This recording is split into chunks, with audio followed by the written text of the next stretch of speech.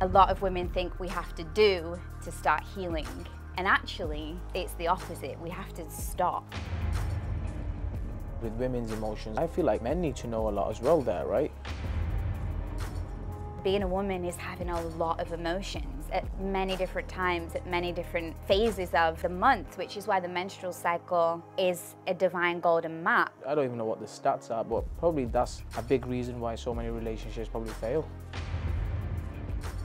It's not like having an outcome of I have to reach this really big orgasm and then he's going to be happy or I'm going to be happy. It's actually about going on the journey. Again, it's going on the journey. It's the journey, that's the most important part. So tell me about your babe station days.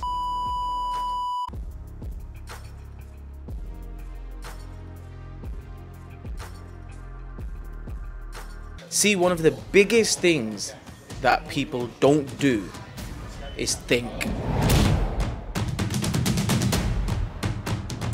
You have to take ownership of your life.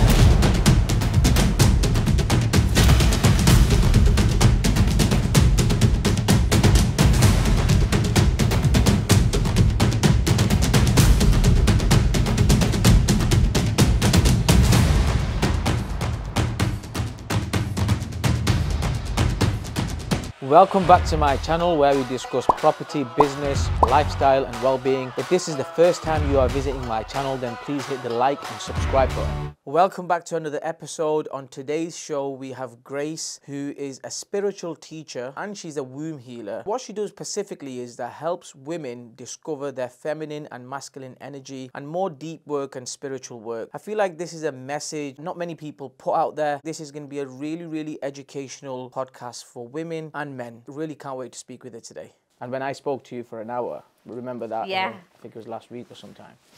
Like, I was all in. And I said to you that, you know what?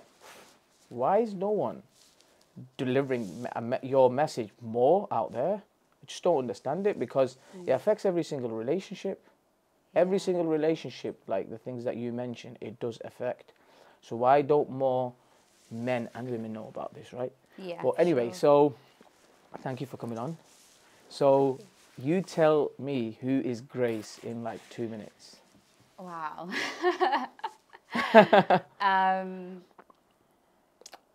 Okay, so I would say that it's not like a trick question, but do you know, one of my first ever life coach asked me this question. Right. And I was preparing for like this meditation. She was like, who are you? And I was like, right, I've got the identity that I am in my human form, and then I have like my soulful self. I think for my identity and my humanness on earth, like who I am as my name is a spiritual teacher and a woman's mentor. Like, I help women with their life, their emotions, and I'm trained in Magdalene womb healing. So a lot of the things that I teach or I help women with, and men do listen, is all about coming from that birthing portal, place where we all were born. And it's such a niche kind of area. There's not many kind of womb healers around, but it's somewhere I just ended up. So that's me in like human form. And I'm a, you know, I would say I'm a good friend, I'm a good daughter. I would say like I'm a people person. I like to be around people. I like to know people's stories. I like to dive in deep with people. And I like to give back to the community. I like to be able to, make people feel better. Soulful me, I would say, is kind of weird, a little bit weird, or you would say weird. Everyone's weird these days, isn't it? Yeah, do things a little bit differently. I would say I'm more of kind of a very earthly water being. So a lot of people look at me and they say like mermaid, like very Lemurian, which is like it's like a fantasy land. I like to live in like the fantasy land. Okay. So like soulful me is kind of playful and fun. I can be quite on my shadow side. I can be quite seductive, temptress kind of energy. So I do have quite a lot of sexual energy. And So you can be described as a flirt as well. yeah, sometimes. Yeah. Yeah, sometimes. But that's a good. I think that's a good skill to have, to be honest, especially in life, isn't it? Yeah, I think it's being kind, isn't it, as well? Yeah, like, yeah. And I think also it's just one of those things that is natural. It's Yeah. natural for I mean, us these to days want you it. smile, people think you're flirting, right? Yeah. So. I need to do a quick prayer as well. Okay, so Should I just do it in my mind, or do you want me to do it out loud? just do the. You do the prayer. You want me to say it out loud? Yeah. However you Okay. want to do it. Do you want to close down your eyes with me? Okay. Yeah. Okay. So we just take a nice inhale and just coming into the body, just arriving in the space, leaving the day behind, just being in the here and the now. And we call upon north air, east fire, south earth, west water, all directions, all dimensions of the highest and the purest love and light of source only, to guide us, to protect us, to love us, to bring through wisdom and knowledge, love, healing, connection, for our own individual high paths and the greatest good of all those around and all those who are watching, to receive this divine guidance, this divine talk, this communication, this connection with compassion, ease, grace, and to ground that. Amazing. And you can open your eyes. Yeah. Are we ready? Yeah. Cool. Okay, so what are women doing wrong when it comes to self-healing?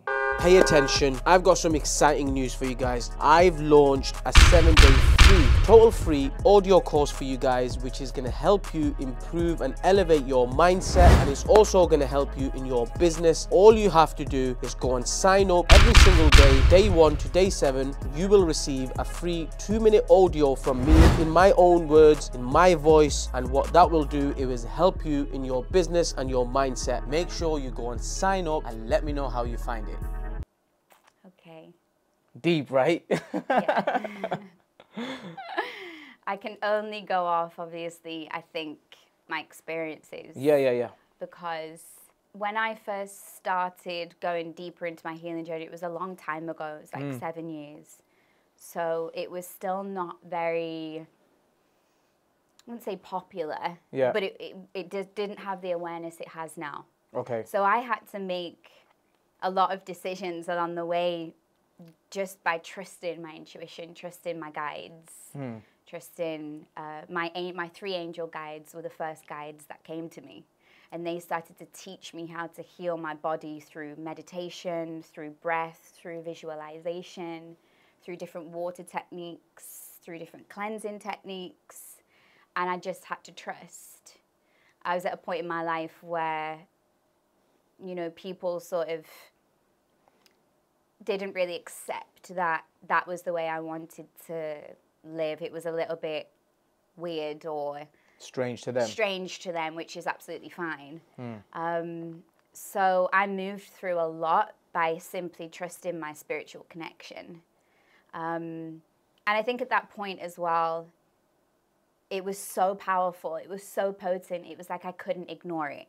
Okay. And they say that when your intuition and your spiritual connection to the divine or to your guides or to whatever it is that is still within you, but it's something that we haven't really learned to tap into. Yeah. They say it gets louder and louder. Okay. And it can shift things up in your physical reality for you to then go, right, okay, I need to listen. Like I need to stop, I need to listen, and then I need to move forward somehow. Yeah. So I think the one common thing I see with women is the phrase loving yourself is used so much, and there's so many threads to it. There's so many layers to what loving yourself actually means. A lot of women, I think, firstly, think it's their body. I've got to love my physical appearance to really love myself. But I think that actually comes later on in the healing journey. It's not where we really start.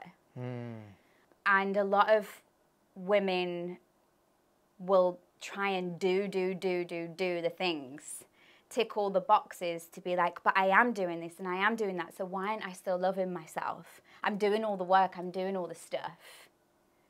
But by doing, you're not surrendering and receiving. So because we've been taught to do all the time, a lot of women think we have to do to start healing. And actually, it's the opposite. We have to stop. Yeah. That's the first thing, is to stop. Like that prayer we just did, is to start off by stopping, by just being still, like being with yourself.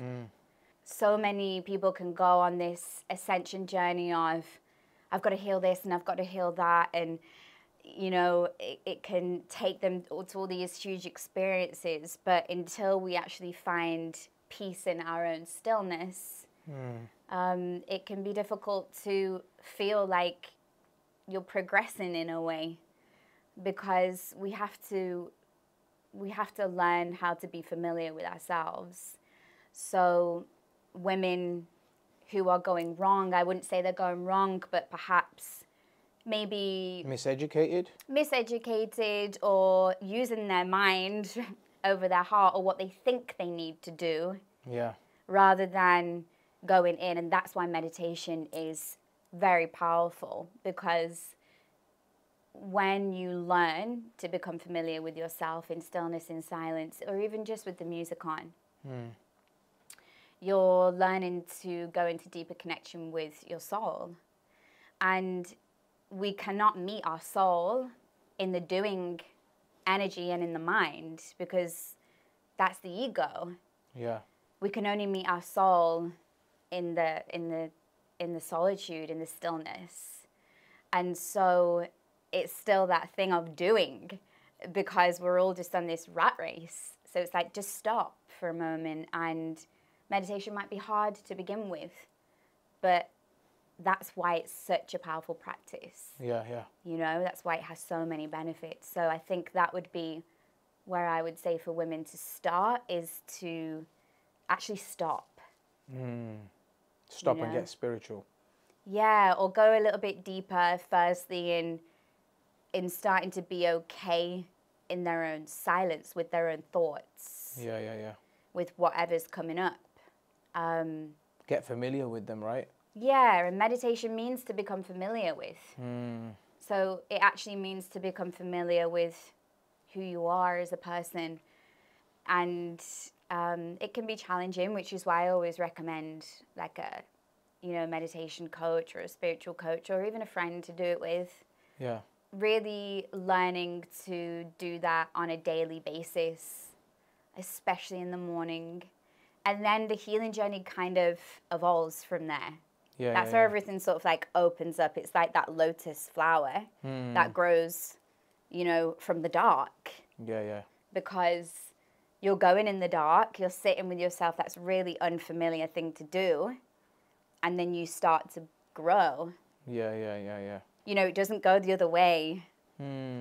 But, you know, our society is like, get everything done so you can bloom straight away, and we forget about all those things that are a little bit deeper. It's interesting you say that, because I heard, you've heard of Jordan Peterson, right?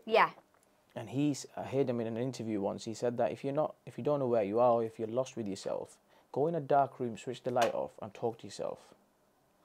And you'll eventually figure out who your true self is. So exactly what you're kind of saying, right? So do you think a culture in UK, in British here, the culture has something to play a part in that?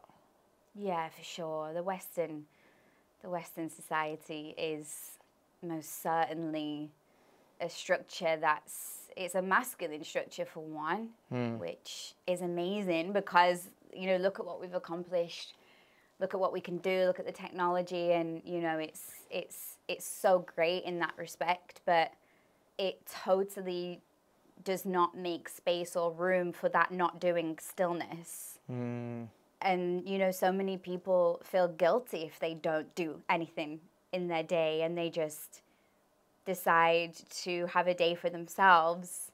On some level, it can feel really uncomfortable, especially if you're really ambitious, especially if you have that drive for life.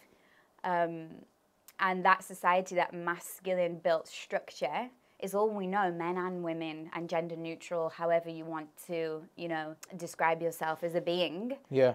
It does mold us. It's from school. You know, we're not told at school, go and be a spiritual teacher and just follow your intuition. We're told logic and science and structure, and this is the job you need to succeed in life. And that's great for some people. But there are people out there that doesn't truly fit. Yeah, it doesn't fit with. And I think it has had a huge effect on mental health. It's had a huge effect on women's menstrual cycles and how they are in tune with themselves, in tune with their natural rhythm, their natural flow. Yeah. We have 2 clocks, right? We have our body clock, our menstrual cycle clock, and then we have a 24-hour clock. So women have got to really tap into both. And, you know, Western society does not make room for that. We have to go back to work after we've had a baby, and we have to be mom and wife and sister and friend and everything at the same time, and then get a career, and then on top of that be successful in it. True. Sometimes I feel like we haven't really been taught or educated on the really primal, like, important parts of who we are as women who are born with very different reproductive system than a man. Like, we have a womb. Yeah. That was going to be my next question, as I was nicely coming on to that. What is womb healing then? So womb healing can be, there's many threads to it. So it's feminine healing. So it's healing your feminine energy, or it's healing some of your fears around who you are as a woman. Maybe some people think they're too much. Maybe some women think that they're not enough, which is, you know, a big one. They don't feel good enough. Womb healing can be learning about your menstrual cycle, learning about your fertility, learning about your body, the way your body moves. Yeah. It can be learning how to connect with other women. And it's learning and healing what we are emotionally birthing, as well as, you know, physically birthing children. The energetics of the womb space are that we birth everything from there, and we hold everything in the womb. We can hold pain, we can hold joy, we can hold our relationships in there. It's like when we are nurturing a baby, it's the same kind of thing as if we're nurturing our relationships or our career or our creativity. And that might be confusing for some people to get their head around, because, again, we haven't been taught this, but this is an ancient practice. It goes back 2,000 years. You know, women were doing this years ago. They were openly sharing their womb wisdom, sharing their intuition. In the UK? Yeah, all over the world. Okay. You know, until Romans came in and decided you were called a witch, or it wasn't allowed, because it was disturbing the order, right? And that had to happen. It had to happen, of course. But we're starting to wake up more, and I think we're ready for it now. I think the world is coming to a point where we're ready for this new way of being, and personally, I think that we're done playing in the shallow end. I think everybody's realized it doesn't serve us as humans. We need connection. We need deep connection. Yeah, yeah, yeah. And we're deeper than the womb. We all spent 9 months in the dark before we made it out. We had no vision for 9 months. We were in water. We didn't feed ourselves. We just relied on our mother. We were in total surrender, no control. All we had was our hearing, which is the first sense to come on. And then sound actually travels 5 times faster through water. So that's why sound healing is really amazing as well. We hear when we're in the womb space. So if you think about when we were growing in the womb, in that dark space, like you just said, Jordan Peterson said, go in a dark room. Yeah, yeah. We were in this dark womb for 9 months, and we made it. Yeah, yeah, we made it out of the dark. And this is one thing I say to clients all the time is you did it already. You believed in yourself from being in the womb, and you made it out. You're a miracle. Yeah, yeah, yeah, yeah, yeah. Like from that tiny little seed. Yeah, yeah. And so it's important we start to remember where we really truly came from and the importance of that divine intelligence.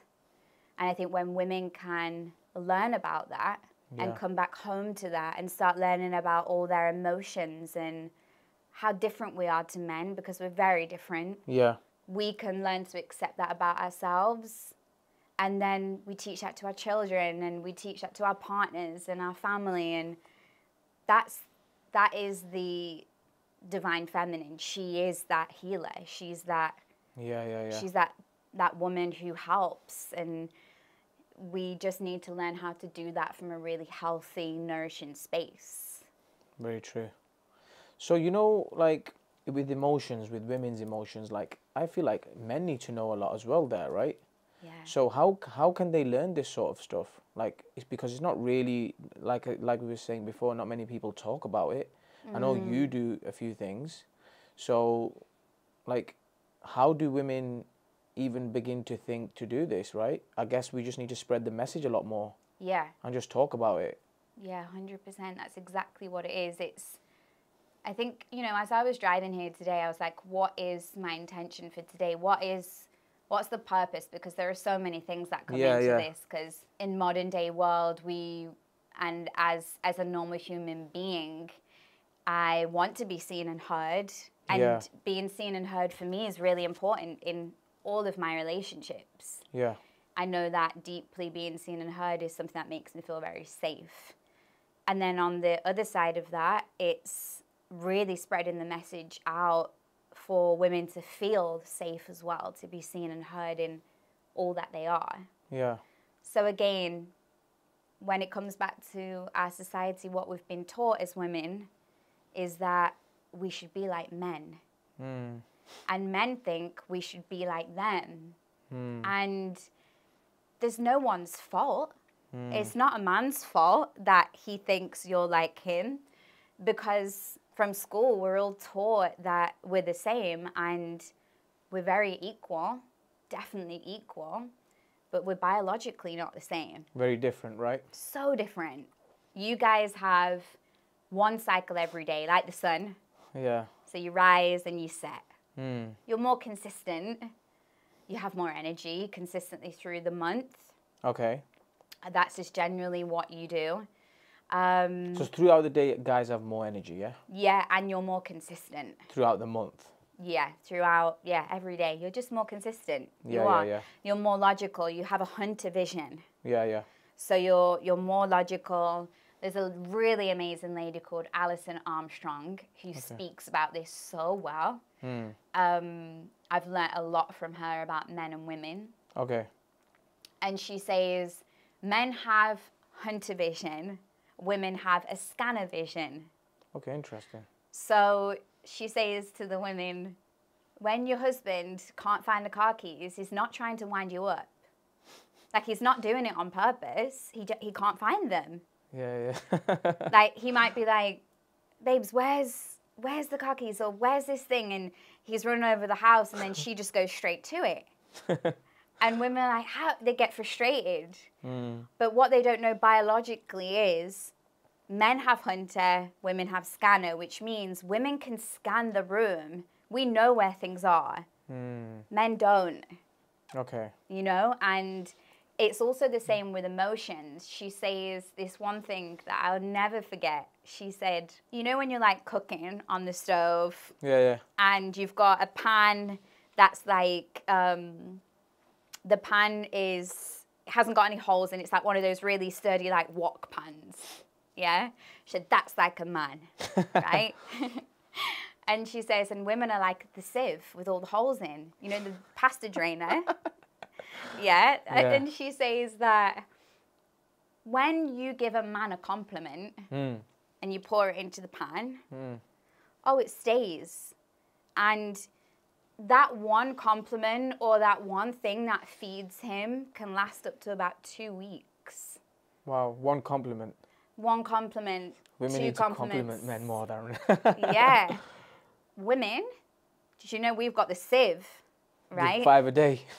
No, literally we need like quadruple the amount because it just sieves through. That's why women can be like, he's not complimenting me enough, and then they don't compliment a man enough. It's like these simple things that we don't know because we haven't been taught that could really help relationships. True. In general. But do you think that's easy these days, though? I guess you just have to be a bit more intentional, right? Yeah, you just got to learn. You've got to learn about the biology as well.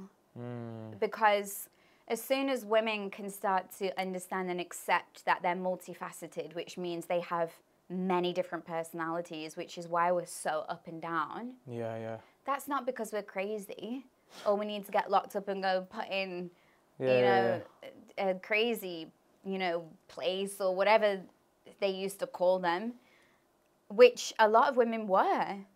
A lot of women were. And, being a woman, that's what it comes with. So you've got to start to learn what being a woman is, and being a woman is having a lot of emotions at many different times, at many different phases of the month, which is why the menstrual cycle is a divine golden map, because we have 4 different personalities in the 4 weeks. Wow. Because our emotions and our hormones change so much that even the week before the bleed, which is the due-on phase. Yeah. Every man knows about the due-on phase. Yeah, the period phase, right? Just the week before. Yeah. Just the week before, where the man is like, I'm getting out of her way. Yeah. Getting out of her way this week. I know so many men that think like that. Yeah. Yeah, she's angry, whatever. And she's just all over the place this week. I need to get out of the way. And the woman will be like, get out of the way. Yeah. Like, she will physically be like, leave me alone. But then deep down, she doesn't want to be left alone. Yeah. She wants to be taken care of. Yeah. But we're not, again, taught to accept the help and care in the time that we need, because we've been taught it's wrong to be emotional, especially on that week. Our hormones change so much, it disconnects us from our brain, literally. Wow. So we can be very irrational. We can get angry. We can get very emotional. It's the time where all of our stuff is coming up. And if a woman is ignoring that, or she doesn't know how to deal with that, or she's acting out through the emotions because she's unable to understand where they're coming from, then of course it's going to create that tension in the relationship. Yeah. And what I say to clients who are in relationships are that this is the time where you've got to ask for what you need from your partner. And you've also got to recognize him throughout your phases of your cycle, because, for example, when we're full of energy in our summer week, for example, we can be really hard on our partners in terms of we don't need them for anything. We can be very cold. Our compassion can drop a lot. So we have to recognize that in ourselves in that week. And that week will be where your partner tends to perhaps be like, oh, I've hurt my knee, or I'm feeling unwell, and he wants the attention. He just wants love as well. Yeah. And in that week where the woman is in this really beautiful, energetic stage, she's not recognizing him. Yeah. Because we're not wired in that part of our cycle to do that. We're not really being compassionate or recognizing the partner. But if we do, and we make a conscious effort to, we fill him up because we've got the extra energy to give in that week. Yeah. We are overpouring. So if we can fill him up in that week, then the next week when it comes to the due on phase, guess who's filled up enough to look after us? The man. The man. Yeah, I think that's so powerful. Yeah. And the way you eloquently put that there as well. So what week is that though in the month though? So you have the 4 phases. Yeah. So the first phase is your bleed phase. The womb woman. It's where you should be not really doing anything. This is where asking for help to look after the kids, or you know, if you're lucky to work for yourself, it's like limiting your work amount. Yeah. If you are going to work, it's just taking those regular breaks, making sure you get to bed an hour earlier, things like that. Then you've got your second phase, which is your spring week. And that is where you're just rebirthing again. So this can be quite confusing for a woman at this stage because everything's quite heightened. She's very delicate. But in this phase, it's really nice because she's quite sensitive and quite delicate and cute and flirty, and she can work with her partner in that week to sort of, yeah, have that nice, like spring feeling, you know, that nice, like now, like we're coming into spring and we're like, oh, it feels so good. Yeah. Then you've got your summer week, which is the week where it's also traditionally the full moon. Okay. So she's in her fullness, she's in her brightness. She's like a superwoman.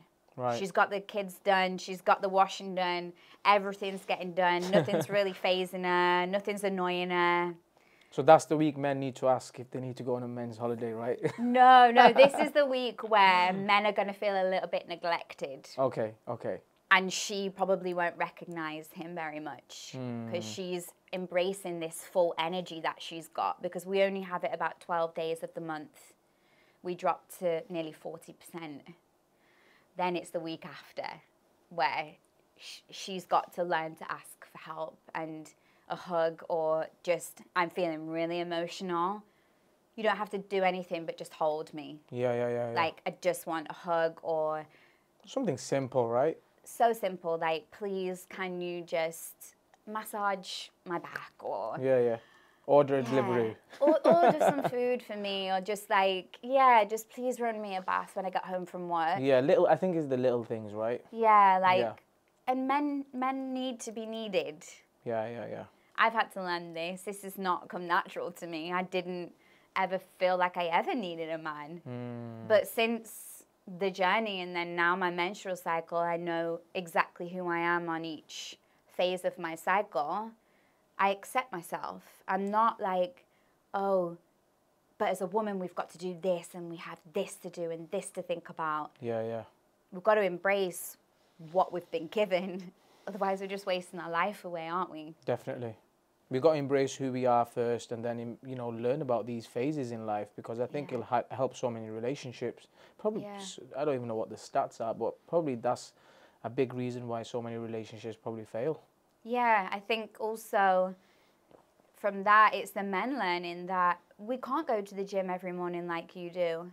Our body doesn't work like that. We can't do the things that you do. You know, I'm not taking away from successful women or entrepreneurs or women who are working really hard, but with our lack of energy through our menstrual phase, men are more consistent, you know, and we're still learning as a female species, I think, to know how to hold success or money and things like that in certain ways. It's very new for us. Yeah. Very new to even receive money, you know, and really? sit in any type of success. As if you're going back even my nan's age, like 90 years ago, 100 years ago, it was mainly the men that were working. The men that were doing everything, wasn't it? So women have got to realise this is really new for us, and men have also got to realise this is a new world for women to be living in. Receiving this is different for us. Yeah. So we're still figuring it out as well. But I think until we figure it out, we can't vocalize it to men. Yeah. You know, and if we don't understand, men sure aren't going to understand. News channels, turn them off. So I guess you didn't always have fascination with what you're doing, right? Yeah, it started somewhere, because I can see that when you're speaking, like you're truly really passionate about what you do, and I know that you will get even further than what you are. But where did it come from? At what age? Oh, this is such a great question. I've been thinking about this so much recently. Because there was some point in your life where it was just started turning, innit? Yeah. So when I was super young, I'm going back probably even as far as 4. I had things happen. I had a near-death experience when I was about 4. You had a what experience? A near-death experience. A shed fell on me, and my mom, you know, you hear of those stories where women get this power from somewhere to save their children. My mom lifted a shed off me. I was stuck between a shed and a fence. What, in your back garden? Yeah. How did a shed fall on you? I don't know. What were you doing? I think I was playing around the back. Yeah. One of them like greenhouse type of a shed, or a full shed, like a full wooden shed. And my mom to this day is like, I don't know how I managed to get that shed off you, but I did. Flipping hell. And Motherhood, then, innit? Motherhood instinct kicks in, doesn't it? Yeah, exactly. Yeah. And as I've like looked back at childhood, I think these experiences from a young age, they must sort of give you some kind of, I don't know, different approach or perspective from young. I also got stung by a bee right here on my throat. It landed directly on my throat, stung, and it blocked my air pipe. I couldn't breathe. Oh my God, I got stung by a bee as well one time. That was horrible. It's traumatic. You've got to do the work on it. That's horrible. I couldn't breathe. Flipping hell. No one knew what to do. But we had a nurse who lived next door. And she was able to help, and then I got rushed to hospital because my throat had swelled. I couldn't breathe. So that was another kind of strange moment. All when you was like in the young, before so 10? Yeah, I was very young. I was like about 4. 4 or 5. And then I moved to a different city. I moved from Birmingham to Leicester. Okay. It was then where I was living in a house and I started to sense like spirits in the house. And I would say to my mom, I can hear that upstairs, you know, and, you know, certain things, but they would just... But how old were you this time? So I moved there when I was 5. And at that age, you were telling your mum that? Yeah, I was telling my mum that at that age. And I spent a lot of time in the woodlands because I lived quite out of the way. So I spent a lot of time on my own in the forest, which was opposite my house. Okay. And now I look back, I feel like I would probably talk to the different forest lands. I mean, I do this now. But from a young age, I picked up on how to connect to the land. Okay, nature with nature. Yeah. Okay. And also water.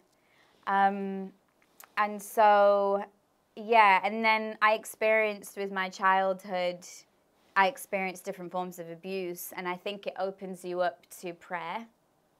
So I used to pray every night, you know, I used to just pray every single night that I'd be safe, that my mom would be safe, that my family would be safe.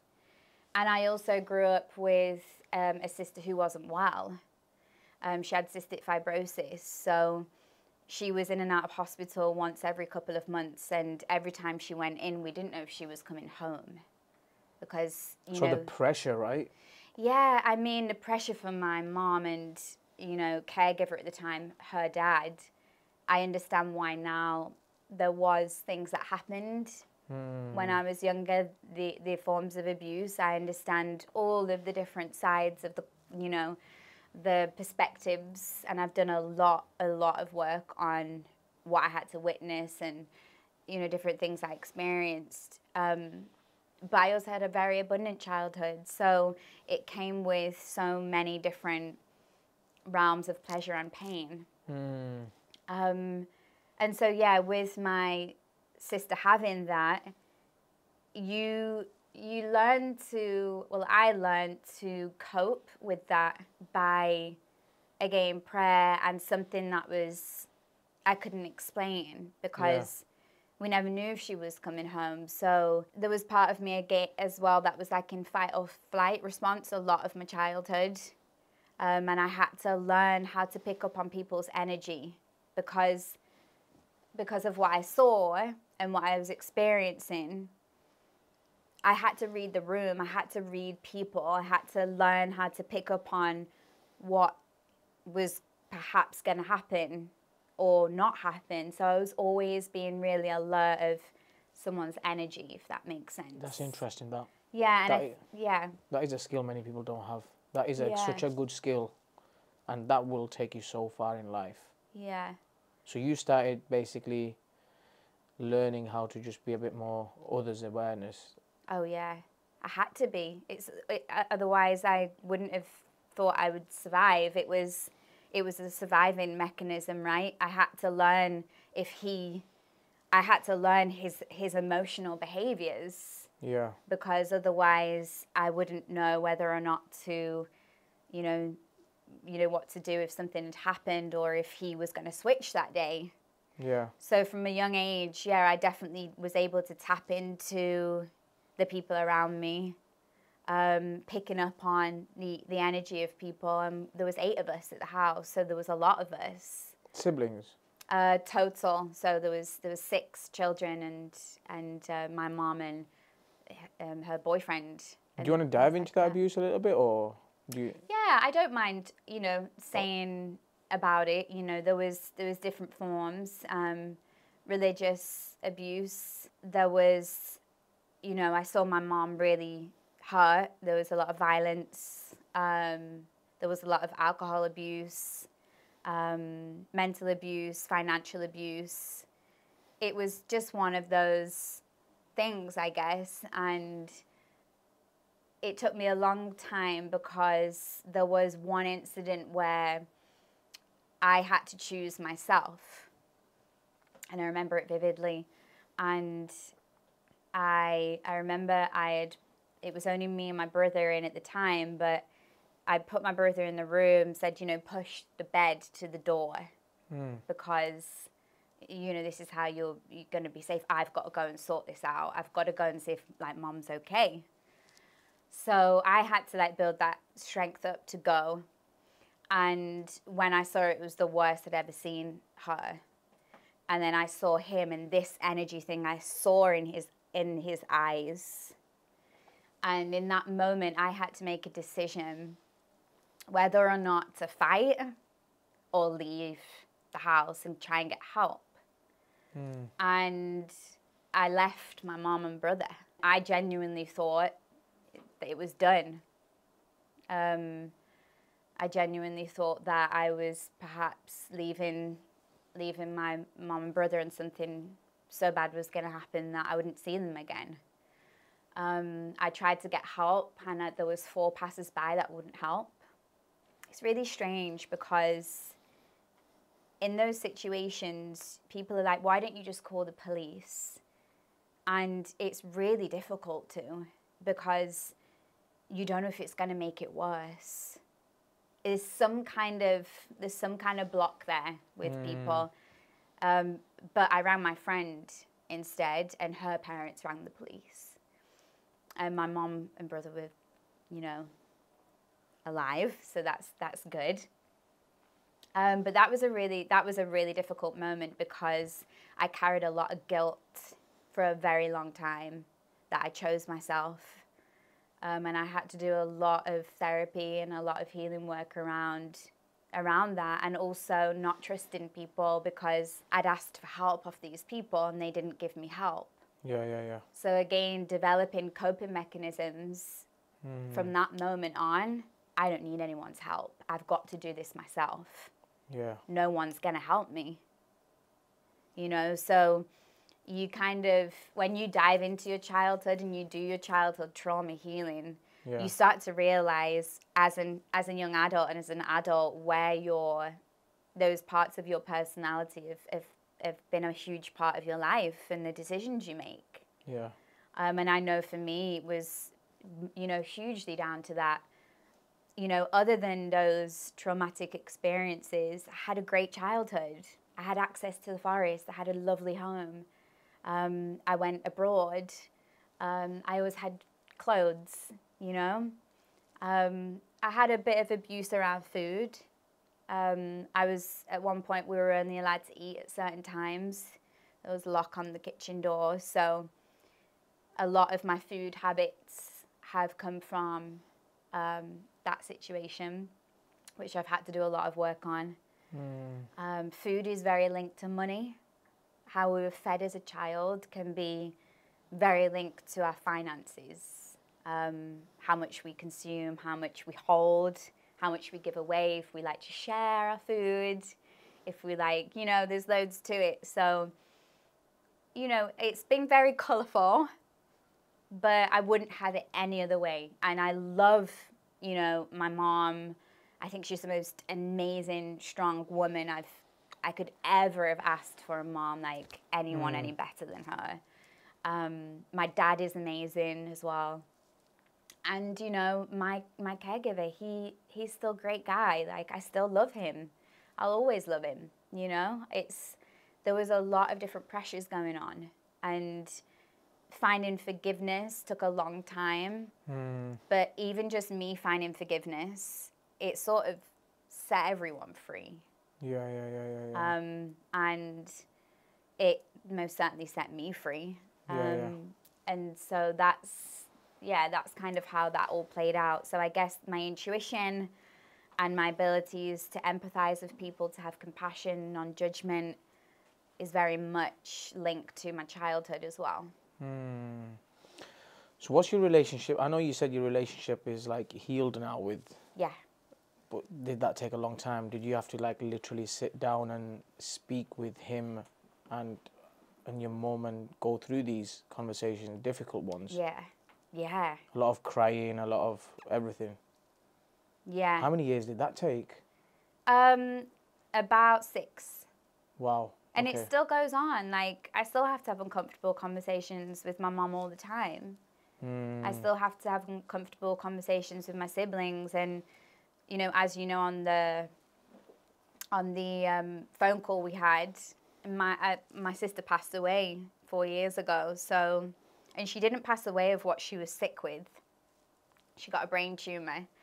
So that was even more confusing because we all thought she would pass away from the CF, but it was the brain tumor that took her life. I see her in my life as like an angel because I think when she passed away... Younger sister? She was older. Okay. Yeah. When she passed away, the grief, it took us all back to the childhood experiences, I think, because we all then had to see each other at the funeral, and we all had to come back together, and we'd all separated for so long. What I did was I ran away. I just wanted out. Like, I want to go to uni. I don't ever want anything to do with anyone. So, you know, coming back to healing that again was quite difficult because when my sister passed, there was part of me that felt guilty for wanting to get away so fast. But we were good. We were really good. And I'm still good with my stepsisters now, my half-brother. And, yeah, it's been like a miracle, but I think I had to do that work. I had to be the one who was like, this has got to be addressed. And we've got to do something because I want my relationship with my mom. You know, it's all they ever really dreamt of, and now we have it. Yeah. And yeah, it's taken work from both sides. Yeah. But yeah, she's amazing. Yeah. Well, that's at least, you know, where you are today, you've come a lot more so far, right? Interesting. So, do you have you read any books? Do you read books? Yes. Do you read them regularly now as well? Or? Tell me some of the books that you've read. Oh. And what's your like program with books? Do you actually, is it like I'm going to read one in a year, or is it like, no, I'm definitely going to read 2 or 3 this year? How do you do it? No, I don't set a goal. Okay. I read every night before I sleep. Just like 1 or 2 pages. So yeah, like a chapter. It depends how tired I am, but I always make sure that's in my routine. Like before I sleep, I read my book. Like no phones, my book. At the moment, I'm reading again. I'm reading The Power of Now, which is a really great book. It's about the mind and the ego and coming into the present moment. I've read it. This is the second time I've read it. Really? It's really good. Gosh, there's so many books. What's I've the read. first book you ever read? Oh, Raise Your Vibration from Kyle Gray. Okay. Like when I was really depressed, I didn't want to be here. So I was about 27 when I read that. I was at that really low point in my life where I was like, I don't want to be here. I don't want to live. Like I didn't know who I was. I'd lost everything. I read that book and it definitely changed everything for me. It's a really powerful, simple book. He works with the angel guides, so I'm really not surprised I was kind of drawn to that. And I think it was actually my mom that bought that for me. Really? Yeah. It's so important to read books, isn't it? Yeah. It's a great book. Yeah. Very easy. Gets you into like a nice spiritual flow, nothing too deep, but just nice, natural spiritual flow. Yeah. And then from there, I just, went into the kind of deeper stuff. I'm reading one now as well as the Power of Now. And it's a Mary Magdalene book. It's based on her gospel, but it's translated. And it's so powerful. It's amazing. I write as I go along so I can like translate it in my own way and understand it and feel into it. Yeah. You should write a book. Have you thought about that? I have thought about it. Well, have you just thought about it, or are you going to actually do it? No, like there's a few things going on here because I'm like, where do I start? And I spoke to this one lady that I read her book. Yeah. And it's a book called Pussy, a Reclamation, and I really, really recommend men and women buy that book. What's it called? Pussy, a Reclamation. We'll put it up on, as you say that, we'll put it up. So good. Yeah. Yeah. It's about really reclaiming yourself as a woman in that way, your sexuality. And I messaged her and I was like, I love your book so much. Thank you. Like, it's just so good. Yeah. And I said, I don't know if you're going to respond to me. I don't know if you're even going to see this, but do you have any advice on writing one? Yeah. And she was just like, I wrote that when I got up in the morning. I set 2 hours aside and I just wrote. And she was like, if you don't know where to start, just start. Yeah. Well, I'm currently writing one now. So Are you? If you want help with that, I'll tell you exactly what to do.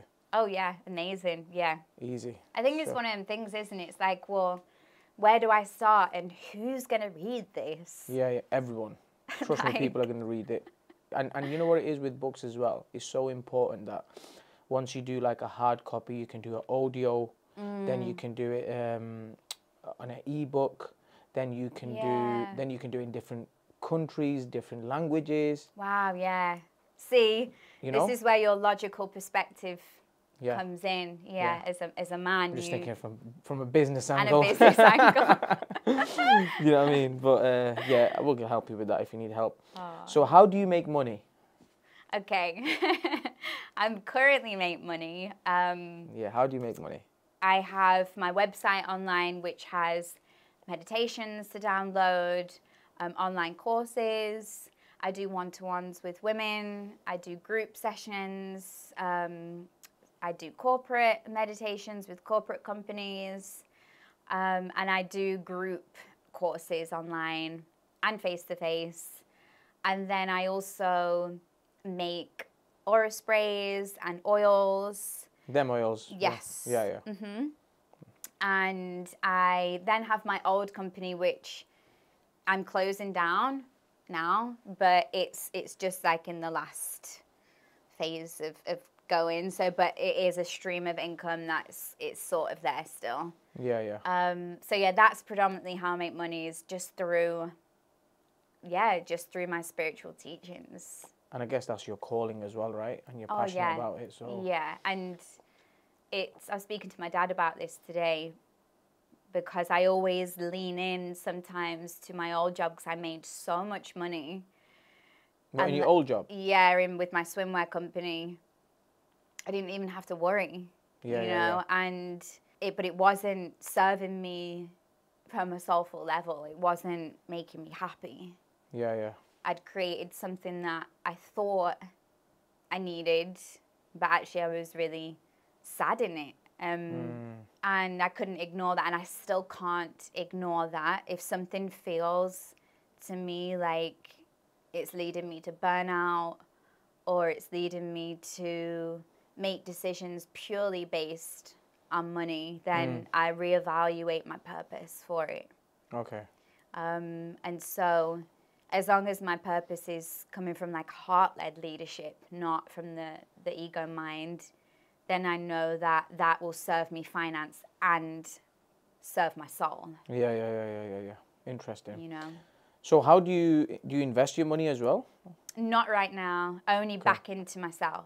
Okay. At the moment, yeah. So if I've made money, I've had to do courses, and I've had to become more, right? Yeah, and I've spent thousands and thousands and thousands on healing and therapy, on different healing modalities, seeing different people. Had a lot to heal, right? Yeah. So instead of buying clothes or going on holiday, like I've been on holiday once in the past. We're coming up to nearly 4 years. Wow. So just before COVID. Yeah. So I've been away once for 1 week. So I've invested my money in coaching programs and healing programs and mentors and learning. That's what it's all about. And there's nothing wrong with that. You just focused, Grace. You just focused. Yeah, right? and I've had to change. It's not about like buying expensive shoes. Yep.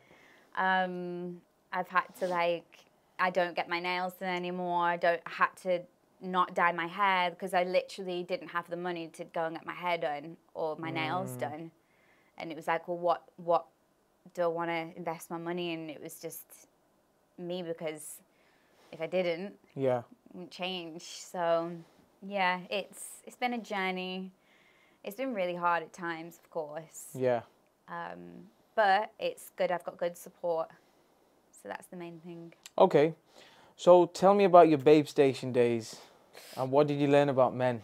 Hey YouTube, I'm really sorry to cut you off, but I have to share this with you. I want you to get to your next level, and I believe that personal development is the gateway to success. So what I've done is I've gone and created a 7-day free audio course. This is totally free. All you have to do is sign up, and from day 1 till day 7, every single day, you will receive a 2-minute audio from me, which will elevate your mindset and give you power in your business. Make sure you go and sign up and let me know how you find it. Oh, wow. Okay. When I first started Babe Station. When was this anyway? What year was this? Because Babe Station's dead now, isn't it? Or is it still out there? I think it still goes. Is it? I'm not sure. Maybe in different countries, right? Or maybe even, I don't know. I think it still goes on here, maybe online a bit more. Okay. Or maybe OnlyFans has just took over, right? Yeah, probably. Things are more virtual online and stuff, aren't they? Yeah. Yeah. So I was about 22, or just turned 22. I was working for a modelling agency in London. So I went to uni and I studied sociology and criminology. I wanted to be a probation officer. Probation officer? Yeah. I used to hate them. So yeah, I wanted to be a probation officer. When I was about 16, I was like, I either want to go into theatre and I want to act at like Broadway. Like I always had this like vision to sing and dance, or help people. Yeah. And I had this thing about wanting to help criminals. Like maybe it was from my upbringing. I don't actually know. I haven't actually thought about this to too much depth. But somebody asked me this the other day as well. Because you've seen so much, didn't you? But it could Yeah. have like a little connection, right? There must have been something that I wanted to try and help criminals get better. So maybe it was because they didn't hurt anyone else going forward, like how I was hurt, or something like that. That makes sense. Yeah. That makes sense. So no jobs. There was no jobs. We hit the recession, didn't we? Was it 2008? Yeah. Yeah, 2008. So there was no jobs.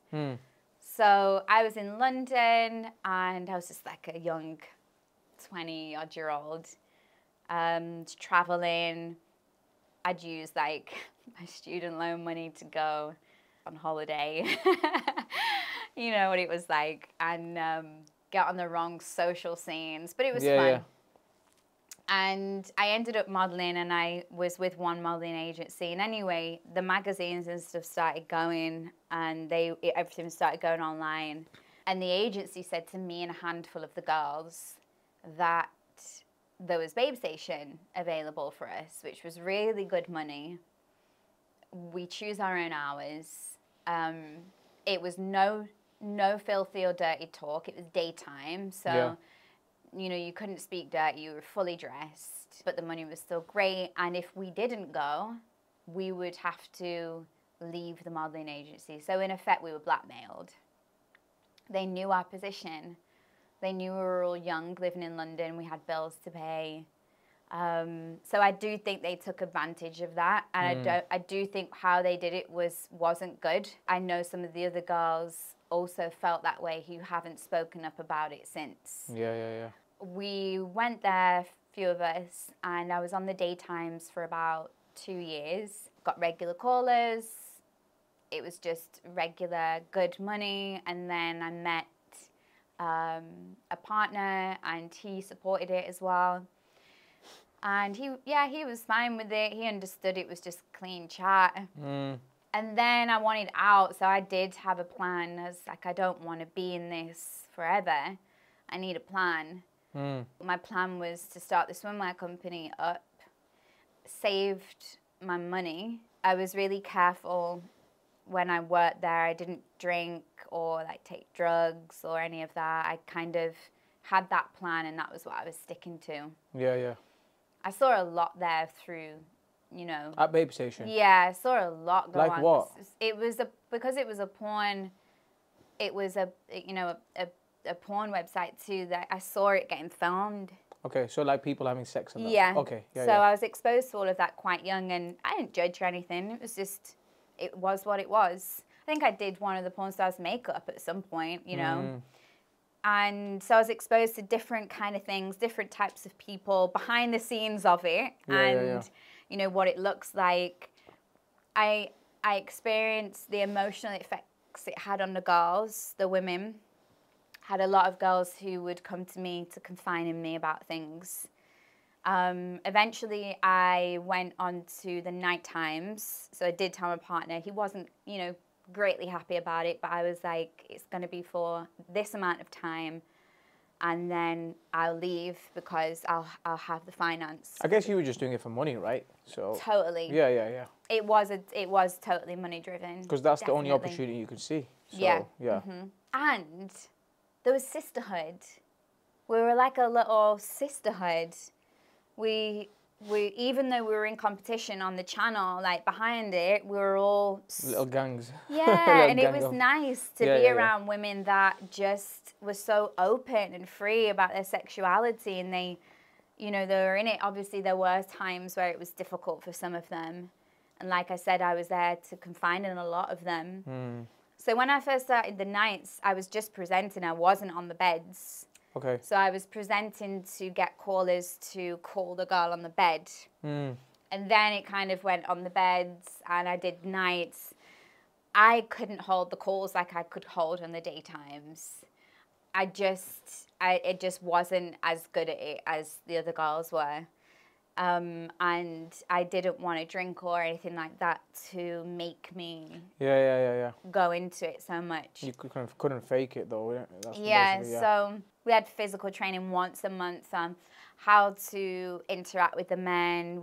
I could know by the first sentence a man said on the phone, like, what he was into. Yeah, yeah, okay. So we were trained in, like... I guess it's probably skills you need in life at some point, right? Yeah, definitely. And, you know, we'd have one caller and then like 40 people listening. So, you know, it wouldn't just be this one man you're speaking to. You had to keep the others on hold. You had to keep them wanting to listen to this conversation. It's about keeping that momentum going through 40 people. Yeah, so it's not only just pleasing this one guy, we had to make sure the conversation was also like widespread so the other men were enjoying the conversation. So there was loads of things going on, right? But we were trained in that. So obviously we just learned how to do it. Interesting. We were trained in like dominatrix and different ways of that. So we had a lot of psychological training. They would train us on like what types of men would be more into that kind of thing, why, so we could understand them on a deeper level. So it was quite nice actually, because to know what the reasons behind why that may have been what he was into and why was good, because there was no judgment, that there was just a wider perspective on what he wanted, right? Yeah. So I learned a lot about men in terms of obviously how amazing their imaginations are, for one. It was like, wow, actually, they can really imagine things. They can get really creative. Yeah. And so that was quite a nice insight to how men are. Obviously, on the flip side, some were really rude and really crude, and you just wanted to tell them, like, F off, whatever. Yeah. But you're doing a job at the end of the day, and there's no restriction on how they can or cannot speak to you. So that's the point where you learn to numb yourself. And I think that's the point where I started to learn how to numb my emotions off even more with men. Yeah. Because I had to for the job. I couldn't take anything they said personally. I couldn't take anything outside of work, what people said about me behind my back, or, you know, even online trolling and things like that I got. So there was a lot of me having to numb that out. Again, another like coping mechanism. Yeah. So you were going against your natural abilities, right? Yeah, totally. I think a lot of women do. I think a lot of men do, you know. I just don't think we learn how to safely connect with our emotions. It feels very unsafe at times. So yeah, there was loads of great things I learned about men, about women, about sex, about my sexuality, about bodies, about movement, about different fantasies and different realms of pleasure. And I learned that from a young age. So yeah, it's been really interesting on the healing journey of that. I've had to heal a lot of shame and a lot of guilt. A lot of like the trolling and things like that, but I'm totally past that now. It's something that I actually love speaking about. So. Yeah. On the back of Babe Station, so do you believe watching porn is a little healthy in a relationship, or do you believe that is killing sex in relationships? Okay. What's your thoughts on porn? Take a breath. Just trying to make sure that I process the question. I think more people need to do that. When a question gets asked, just generally in life, just process it. Right? Yeah, especially because this is so big for men. It's big for women. But I did an Instagram live with a man. Oh, did you? With a man called Alan. He's a men's coach, and he helps men with like porn addiction and, you know, things like that. I mean, just one thread of his amazing like teaching, but we had a full conversation on self-pleasure, and this being one of the subjects that came up. And even though I was in the porn industry, so I understand how it works and the money that can be made. Yeah. I also understand how deeply damaging it is. Yeah. And I'm talking from a general point of view. Yeah, on so many levels, because when I was doing like my sex healing, so I went on a sexual healing journey. I was celibate for 3.5 years, and I had to really start to relearn and repattern and kind of readjust my belief system to sex, self-pleasure, porn, whatever it was. At one point, there was nothing going on for me. Like, I was actually scared at one point because I was like, I don't want this to open up something like Pandora's box where I'm going to have to like go into this deeper. But I did eventually have to do that. I had to face it. And things did come up from childhood and from my early 20s of sexual experiences I'd had, and, you know, certain things that had happened to me.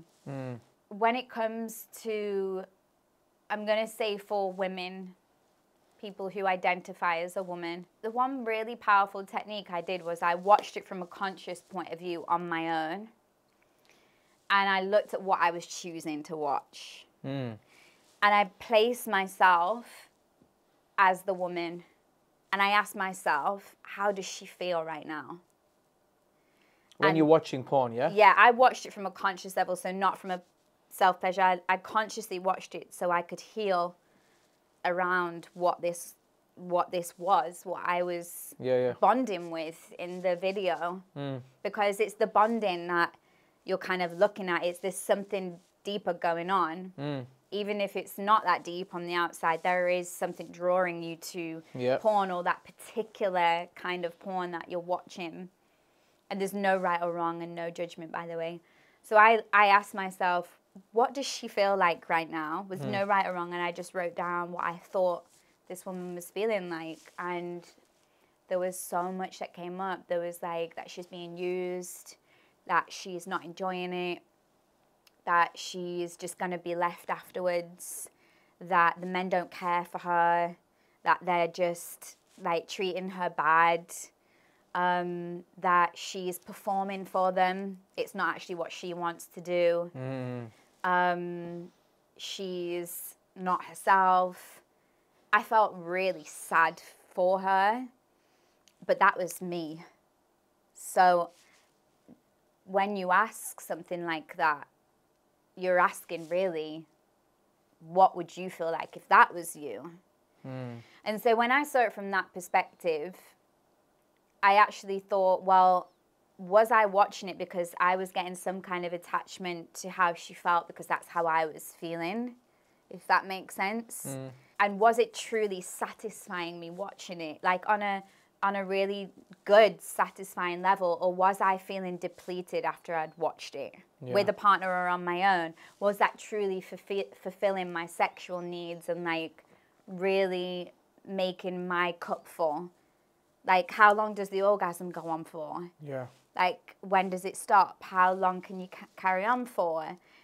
You know, is there any point that you want to stop because you don't want to do it anymore? There's so many things we can dive into. But as a woman, we also look at the woman's body. We also look at, you know, her figure, her performance. Can I do that?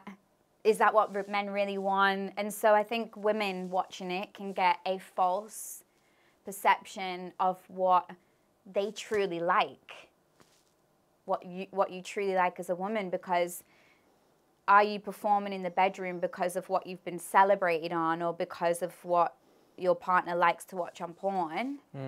Or are you both leaning into what you truly both want and need? And I think porn can be really fast. It's like fast food, and it can be damaging on so many levels. I don't watch it, and I wouldn't recommend anyone on a healing journey to watch it. I would recommend taking it out totally and starting to, again, to come back to self.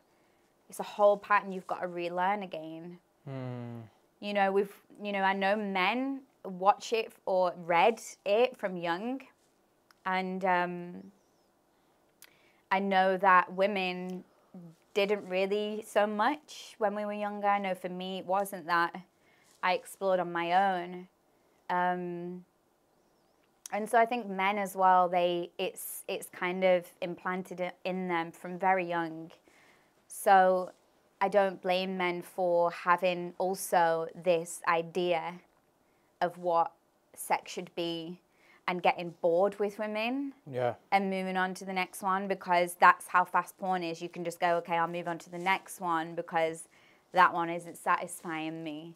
True. Yeah. I think we're both in agreement with that. I think porn is just bad. Stay away from it. Yeah. It's not real, is it? So it's a fake version of, you know, whatever it is. So. And it can be an addiction. Yeah. It's so well put, like fast food, right? Yeah. Yeah. It's so true. So this is a really interesting question. So how many different types of orgasms are there? I think this question is for women. Yeah. And men probably, but mainly women. So I'm still very much on like the journey of pleasure. Yeah. And the realms of pleasure that a woman can reach. And it's also very much linked to how she believes she is able to hold. Like, the way I see it is what capacity can a woman hold things in pleasure. So I don't know how many types of orgasms there is in specific. Yeah. But I do know that we have clitoral stimulation. We have like, we can orgasm through the cervix, and there's something called an A spot, and I think there's something called like an E spot. What is an A spot? What is it? We all know what a G spot is, right? Everyone knows that. Yeah, so I don't actually know like Okay. the full answer to this question, but I know there is different parts of like, there's different parts of us that you can explore to get different types of orgasms. Yeah. The one thing I've learned in this is it's all about how you can relax and how you can trust and surrender into the moment. Women find it hard to orgasm and feel fulfilled because on some level they are not truly trusting.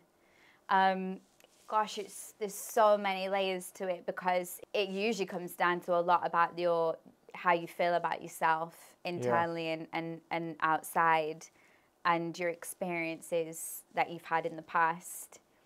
And also the expectations of yourself. So again, it's not like having an outcome of, I have to reach this really big orgasm and then he's going to be happy or I'm going to be happy. Yeah. It's actually about going on the journey. Again, it's going on the journey, finding out, right? It's the journey. That's the most important part. It doesn't have to end in a certain way. But for me, it's about also exploring going slow, like going really slow. Like, again, we're in this fast-paced world. It's like quick fixes, next one, onto the next thing, onto the next thing. How about just slow down? Slow down. Yeah, just connect the energy, right, or something. Yeah, like slow down and communicate. Learn what you like rather than what you think this man is gonna like. Like, speak up. Yeah. You know, like, don't just say yes because he likes it. Especially not straight away. That's where you start resenting him. That's where you start feeling unfulfilled and feeling used. Because women aren't speaking up and they don't truly know what they want. Because again, like I said before, we've actually learnt what we want by either watching porn and mainly based on what we think a man wants. Yeah. Not truly what we want. That can expand, right? Like, throughout a safe relationship, like, it has to be safe. Yeah. That's why casual sex is really difficult for a woman, because statistically it creates a woman to disattach from herself. Sex automatically attaches her to a man, and also more women statistically get depressed if they're having casual sex. Like, the more they're having it. Just in general, I mean, if it's just casual, it's just not a natural, it's just not something that's natural to us. You know, you can cut your emotions off, but again, you're cutting yourself off from your divine feminine flow. Which means then you're going to have to go around the route of working on yourself to heal that then, right? We've all been there, right? Like, I've definitely been there. Yeah. So, what sort of men do you date? Because I can imagine you being very, because especially like speaking with you now, like you're very expressive. You don't hold back. You've worked on yourself for like years. You said you've done Yeah. 6 years of work on yourself, and you've not done all that work to just, if you're feeling something, you're going to express it. I can see that, right? But isn't that like a little bit intimidating for men a little bit? Like, what sort of men do you go for now? Like, where are they? What level? Really good question. I think I'm still trying to figure that out. Yeah. I've changed so much, like everything about who I was. Obviously, the core parts of me are the same. Yeah. But the way that I communicate and the way that I express, and like you said, like my boundaries and things like that, I'm not afraid to have uncomfortable conversations. No. I'm not afraid to say what I need or if I need something. I'm not afraid to say if I'm feeling insecure at some point. Yeah, I can imagine. Yeah. I just think if the guy knows, then he's either going to help me or he's not. He's either going to stand up to it and play that role for me in that moment. Not saying all the time, but in that moment, or he's not going to be able to hold that. And I think it's also about slow dating for me. It's like slow dating is so important because... What's slow dating? Slow dating is like, yeah, just slow dating, like going on one date a take your week. time. Yeah. Like not sort of going fast into anything sexual, like taking your time, asking questions, leaning back and letting him lead is going to be a really good one, because so many women at some point in dating try and over control, and that's because they feel unsafe, and probably because it's from a past experience. Yeah. So for us to feel safe, it's like we want to over control and like put all these things across, and then we tell him what to do and then he doesn't do it, and we're like, told you so, you didn't do it, or the expectations weren't there. Whereas if you just sit back, yeah, state your boundaries, be clear, be polite about it, say what you need, but then just step back, like be slow. Is he going to lead? Yeah. If he's not able to lead, you've saved yourself a lot of time. Yeah, you're playing basic human psychology there. That's good. Yeah. So take tips, girls. That's really good. Because the more someone leans forward, the more you lean back, right? So yeah, and it's not in terms of like, like I will text back straight away. I'm not one of these people that like waits 3 days. Yeah. Or anything. I prefer a phone call. So I'll always say to a guy, like, I would rather you just call me rather than text. Yeah. If I've got a man who's who doesn't feel confident enough to call me, this guy's not going to be my baby's dad. No. Yeah. He's just not. Like, he can't even call me to check in on me like once a day. And I don't need it all day. Just a nice 20-minute chat on the evening. How's my day been? Check in on me. Make sure I'm safe. Make sure I'm good. That for me is something that's really important, is that communication. So I think leaning back and being slow. Yeah. People reveal themselves quite quickly. That's true.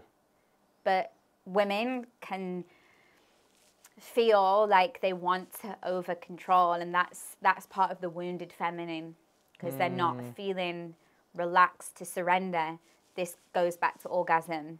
It's the same thing. When a woman wants to try and control, it's like a forced orgasm rather than something like really natural. It's like all sort of interlinked together. Interesting. This is why they have to understand like you're saying, that the masculine energy and the feminine energy, right? It's important to understand how they can control it, basically, right? Yeah, just manage it, I think. Because if women are trying not to control, I try not to tell women that it's part of trying to control, because then you're still controlling it. Yeah. So it's more like, this is why meditation's so good. Yeah, come back to meditation. You're relaxing. You're giving up control because you're in the now. Yeah. And the more you can practice being in that space with yourself, the more you master your emotions, the more you master your thoughts. It's a self-mastery process. The more patient you become. Yeah. Like, patience is one of the most important feminine energies to have. And it's not being a walkover or a doormat, but having patience is really resourceful for a woman in any situation, really. Interesting. So see, you know, like everything you teach here now with your healing processes and, you know, the messages that you put out there. Now, even though up here people in UK now are becoming a little bit more loud about this, right? Yeah. Which countries in the world, like, this sort of stuff gets commonly spoken about and gets really like clapped and appreciated? Yeah, I think it depends, because I have women from America as well who join a lot of my stuff, and I think they're very much more open in all genders to having emotional conversation. I think the UK, we're quite reserved as a country in that way, and so I think America do seem to be a bit louder about it. I thought you were going to say Bali. Yeah, I mean, Bali is good because, again, there's real Eastern traditions going on there on the doorstep. So you've still got that really natural healing element of the people that live there, the indigenous people that live there, that are still bringing it to the land. Yeah. Same with like India and Costa Rica, places like that. Costa Rica, South America, right? Yeah. Yeah. There's so many retreats up there, I've heard about. Yeah, they still have the indigenous folk there, so they're still bringing that natural wisdom. Yeah. So of course it's more accepted there because it's still being celebrated. It hasn't part of their culture, isn't it? Yeah. Whereas there isn't much of that here at all. No, if any, really. Yeah. You know. But this is where we need to get your message out a little bit more, right? You know, I have a red tent, which is a red tent session, which is online. I mean, one day hopefully it will be in person, but this is a really ancient sort of practice, and a lot of cultures use this kind of practice to bring women together and to really celebrate each other and have a safe space. It helps heal the woman wound. Yeah. Helps us express safely.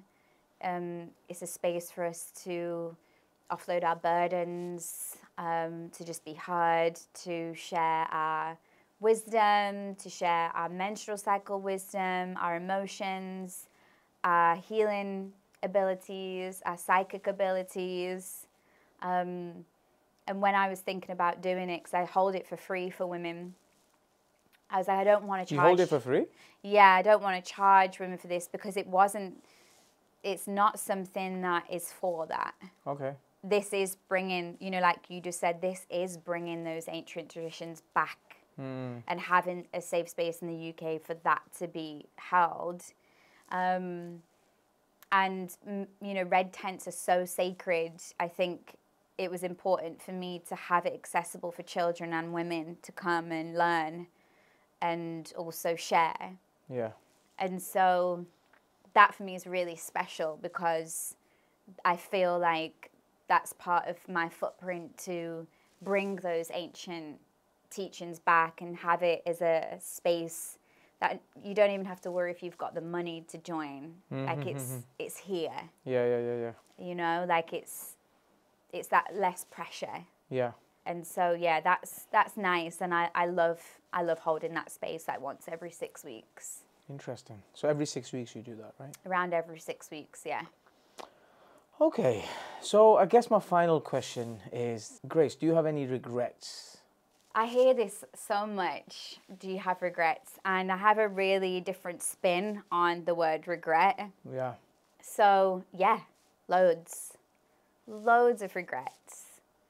Because if I turn around to you and say, I don't regret anything because it made me who I am today. Which everyone says, How right? many times have you heard that? Yeah, right? Which makes no sense. No, it doesn't. Because if you didn't regret it, yeah, you wouldn't have learned from it. Yeah. But people have this like thing that they can't admit that they regret it. Like just admit that you regret doing it. And that you learned from it. It's almost like a bypass. I feel like saying, I have no regrets because I learned from it. It's like, well, you're bypassing that amazing part of your journey that made you evolve and grow and learn and heal and become the person you are today. So say you regret it, but it's what I did with it that brought me here today. Yeah. And by that, I'm glad that it happened that way. So yeah, loads of regrets. Of course, I've made decisions and I've taken different paths that have led me down some really dark roads. Yeah. But do I regret them? No, because I chose to try and learn from them, even if it took me a few times, and I redid the same thing again and again. Yeah, I believe it was part of my journey to forgive myself. If I didn't regret it, I wouldn't have found forgiveness. Yeah. Yeah. Nice. Well, I think, you know what it is? You know, today, I feel like, because what we've spoken about today has really, really been educational for women and men.